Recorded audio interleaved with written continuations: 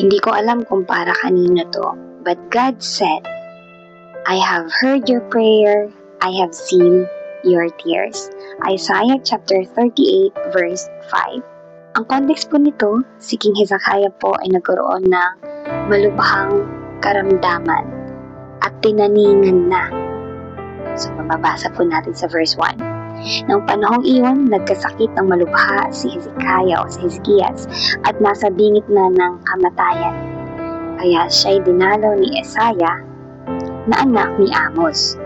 Sinabi niya sa hari ang utos na ito ni Yahweh, ipatawag mo ang iyong sambahayan at gawin mo na ang iyong mga huling habilin sapagkat hindi ka nagagaling, mamamatay ka na. So ayan, tinaningan na siya. So ano ang response ni King Hezekiah pagkarinig niyan to? Verse 2, pagkarinig nito, humarap siya sa dingding at nanalangin. Verse 3, ano yung panalangin niya? O Yahweh, alam mo kung paano ako namuhay sa iyong harapan.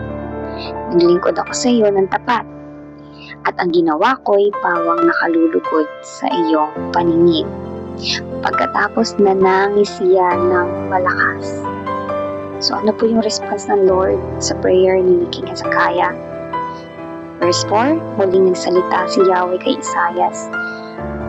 Ang sabi sa kanya, sabihin mo kay Hezekiah, kay Hezekias, ang sinasabi ni Yahweh, ang Diyos ng iyong ninunong si David.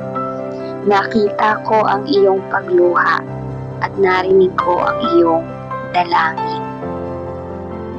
Kaya dadagdagan ko pa ng 15 taon ang iyong buhay. Hindi lamang iyon, verse 6. Ikaw at ang lungsod na ito'y hindi mapapahamak sapagkat ipagtatanggol ko kayo laban sa hari ng Assyria. That is the power of prayer. So nanalangin si King Hezekiah, may taning na yung buhay niya. But then, he prayed with sincerity. He prayed with faith. Ano ang nangyari sa kanya? Na-extend yung buhay niya.